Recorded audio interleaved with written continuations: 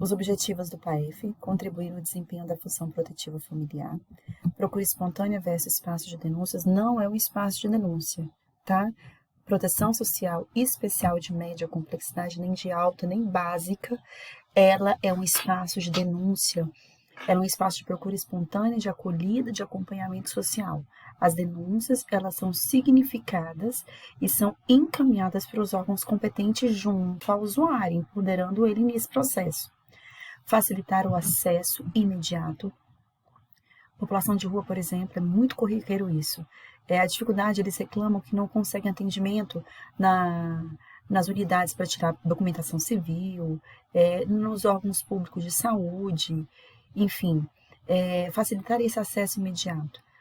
Lá na frente, quando a gente for falar da questão do trabalho com a população de rua, a gente fala que uma das referências da política da proteção social, né, proteção social especial, no caso do Centro POP ou de qualquer outra unidade da assistência social, é ser endereço, né, esse referenciamento de endereço, para que, pelo referenciamento do endereço, a população de rua consiga acesso imediato em outras instituições, né, como catalogando e registrando a civilidade delas, tendo uma referência de residência com o endereço da unidade de proteção social, da política de assistência social.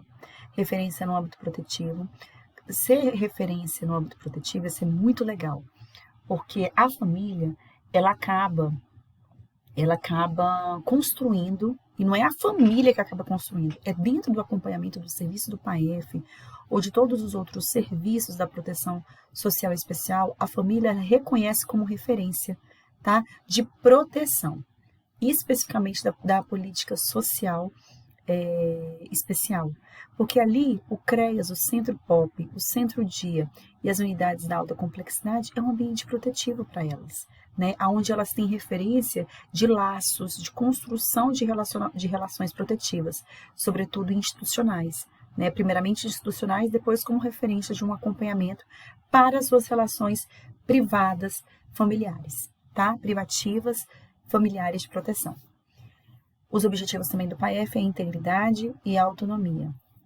Imagina, na completude, né, de todo indivíduo que é acompanhado no PAEF, a integridade social daquele indivíduo que teve a violação de direito, né, que viveu a violência e tem um direito violado. Então, voltando ao exemplo de violência doméstica, por exemplo, aqui no DF, e eu acredito que isso se estenda ao Brasil também, violência doméstica, né? A mulher que está ali numa situação de dificuldade material, porque pós-violência doméstica ela já não tem mais moradia, ou até tem, mas precisa arcar com o aluguel sozinha pós-situação iminente de violência, nós registramos, nós enquanto serviço social, enquanto política de assistência social, proteção social de média complexidade, elaboramos um relatório e veiculamos esse relatório para a Secretaria de Habitação do DF. Então, olha a integridade do nosso atendimento, né? É integrado, não é só a demanda, ao recorte da vivência da violência. Ali, claro que tem o serviço, como eu já falei, do PAEF, da acolhida, dos relacionamentos, da reconstrução, mas não é só no perfil da política de assistência, mas integrando com outras políticas, no caso de moradia. Integra com outra política também, quando a gente vê essa parte total essa outra parte do sujeito, que é a questão de estar afetado ou não da saúde dela, saúde física, saúde mental, a saúde psicológica, e integramos com o serviço de saúde, com a política de saúde. Então, é uma integridade social e a autonomia. A pessoa que sofreu a violação de direito, que sofreu aquela determinada violência, o papel dos acompanhamentos, dos serviços oferecidos pela proteção social especial, aqui de média complexidade, é estabelecer a autonomia daquela pessoa, né? Então, ela é um sujeito autônomo dentro da realidade dela, ela precisa elaborar dentro do acompanhamento, se identificar como um sujeito autônomo na vida dela, né?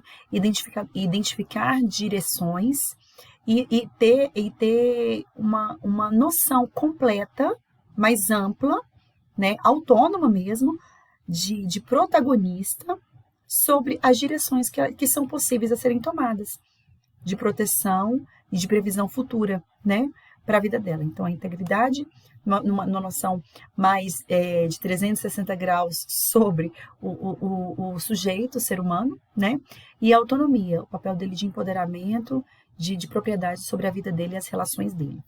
Romper padrões violadores de direito, claro, romper os padrões. Então, eu sou acostumada a viver um determinado tipo de padrão, e aquele padrão era violação, completamente violador dos meus direitos enquanto mulher, violador dos meus direitos enquanto criança ou enquanto idoso, e aqui no PAEF vai se romper esses padrões. Ao romper essa forma de vida, né, sob a égide daqueles padrões violadores, novas possibilidades se fazem, novas relações se fazem também. Se refazem as anteriores e refazem novas relações, sobretudo com outras instituições, relacionamentos com outras pessoas que viveram também violações de direito, essa questão da complementariedade, né, entre os iguais. A gente vê muito isso nos grupos, de romper os padrões violadores quando a gente realiza os grupos dentro do PAEF, do atendimento individual quanto grupal, e quer seja grupos entre as vítimas, quer seja grupos quando a gente atende o grupo familiar, a gente não é que internaliza, a gente constrói junto com a família novos padrões possíveis de vivência, né? E padrões possíveis de vivência em cima de direito e não de violação de direito. É muito legal, porque mesmo com os atores vítimas, imagina, mãe e filhos, um exemplo. Mãe e filhos, atendo só a mãe sozinha. Mas depois que eu coloco mãe e os filhos, e eles mesmos, eles identificam o padrão de violência em que eles viviam enquanto família e ver quais são as possibilidades agora, né, pós-vivência da violência, de como romper aquele padrão aos quais eles estavam subjugados, eles estavam habituados a viver. Eu atendi uma situação de violência doméstica em que a usuária ela vivia há 33 anos, né, sobre violência psicológica do companheiro. 2 filhos.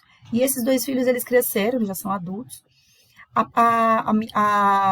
O filho mais novo desenvolveu um padrão de automutilação, de tentativa suicida. E o mais velho, ele tomou repúdio do pai agressor, né? E no atendimento que eu fiz dos dois, do filho mais velho, tomou repúdio do pai agressor, mas tinha uma perspectiva saudável de romper esse padrão, porque a mãe, por 33 anos, mantinha esse padrão, né, como vítima e encabeçadora não é encabeçadora, mas é uma mantenedora, por assim dizer, do contexto de vitimização. Ela dizia que não, por conta dos filhos, não ia separar, enfim, sem julgamento. Mas ela sustentava muito aquele contexto de vitimização, e o filho era o padrão saudável que tinha ali, né, o padrão saudável de romper aquela situação em que a mãe vivia. E quando ela decidiu registrar o boletim de ocorrência, eu falei assim, vou chamar o filho, né, vou chamar o filho junto, porque ele é um fator que vai me ajudar a colaborar aqui, a evidenciar o rompimento do padrão, a construir esse rompimento, né, em definitivo de padrão da violência que a mãe vivia. E eles também, por conseguinte, violência psicológica também, né, por tantos anos mantidos. E foi muito bacana. Então, romper os padrões violadores de direito. Reparação de danos e a incidência de violação de direitos. A gente repara muitos danos quando a gente identifica que os danos materiais, sobretudo, né, pedindo os benefícios socioassistenciais. Então, a gente solicita até mesmo um requerimento lá, tem um item que fala reparação de danos, perdas, né, ausência de autonomia, tem todos uns critérios que a gente sinaliza lá, né, como na hora de solicitar os benefícios de famílias com incidência de violação de direitos. Os objetivos de prevenir a reincidência de violação de direito. Gente, isso é tão interessante que quando a gente está atendendo uma família em que tem determinado tipo de vivência violenta, né? E a gente elucida para essa família, olha, a gente está construindo aqui de forma muito clara, né, com vocês, mostrando o que isso pode gerar. Essa vivência violenta, esse padrão de violação de direito, se ela manter desse jeito, ela pode gerar a essa outra violação de direito. Então, elucidar isso ao usuário empodera ele, ajuda na construção de um protagonismo, né, diante dessa vivência violenta. dizendo o que pode vir a gerar. A gente não está determinando ninguém a viver uma violência pior do que ela já viveu, mas só explicando das multifaces, né, que a violência ela pode vir a se tornar. Uma violência psicológica que pode vir a gerar no agravo da saúde mental, numa negligência que pode gerar numa violência, na exploração sexual, e assim, nessas interfaces, nessas metamorfoses de uma violência para outra. As aquisições dos usuários durante o acompanhamento de PAEF e a segurança de acolhida, a gente já falou bastante aqui, condições favorecedoras à expressão e ao diálogo sempre, reparar ou minimizar os danos, tanto os emocionais quanto os sociais, tá? A gente sempre procura articulação com as redes sociais, comunitárias, familiares, para minimizar aqueles danos vividos pela pessoa, né, da violência. Preservar a identidade, a integridade, a história de vida, já falei bastante. Efetividade nos encaminhamentos. Isso aqui é interessante, que não é só encaminhar por encaminhar, né? É efetivar. O que significa efetivar os encaminhamentos? Encaminhamos. E aí, fulano, como é que foi lá? Deu certo lá no CAPS para o qual a gente encaminhou? Como é que vai ser agora o encaminhamento? Você está entendendo a importância de estar sendo acompanhado no CAPS com a sua saúde mental nesse aspecto e aqui no CREAS também por conta disso e disso e disso? Você consegue elucidar a importância disso? Então, a efetividade desse encaminhamento para que realmente o usuário ele possa aderir e reconhecer a importância, tá? Desses encaminhamentos, no empoderamento, na redução dos danos causados pela violência vivenciada. Segurança de convívio, vivência familiar, comunitária e social, isso aí é básico, né? Porque a partir do momento que a gente trabalha com a família, a gente ativa, né, as relações protetivas advindas do convívio familiar, ou do convívio comunitário, ou do convívio social. Muitas famílias, elas têm essas três vivências, nesses três espaços possibilitadores de construções e reconstruções de relacionamentos protetivos. Algumas famílias só têm um espaço desses, né?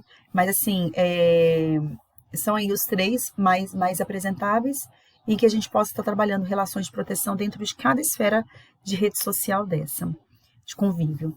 Serviços de outras políticas, já falamos da questão da intersetorialidade, é o atendimento integral do indivíduo, né, que vivenciou a violação de direito. Segurança de desenvolvimento de autonomia individual, familiar e social, respeito a si próprio e aos outros em princípios éticos de justiça e cidadania. De novo, o exemplo de violência doméstica.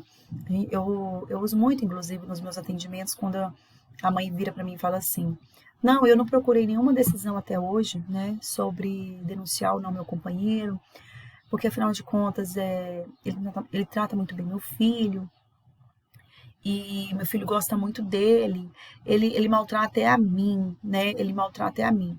E aí, quando eu devolvo a ela a questão do respeito próprio, né? Eu falo, e aí? Mas ele trata mal a você e você, a partir do momento que ele é violento psicologicamente com você, como é que é para ti exercer o seu papel protetivo com o teu filho? Há o respeito para com você e o respeito próprio. A partir do momento que você tem o respeito próprio, você consegue exercer a sua função protetiva para com teu filho? Ou não? O teu filho percebe que você não está bem e que a proteção que você poderia dar para ele, se você procurasse ajuda para o que você está vivendo, para o sofrimento que você está vivendo, poderia ser melhor ou não? Porque o seu filho está percebendo ou não nessa fase de desenvolvimento que ele está?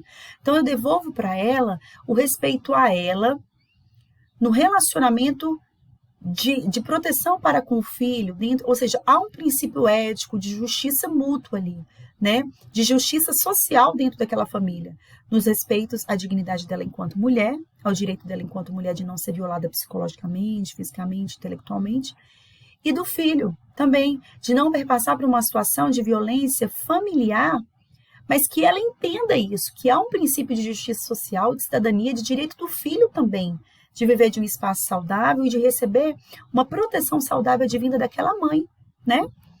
E aí, muitas das vezes, a gente precisa até usar assim, olha, e esse seu companheiro, será que ele está saudável?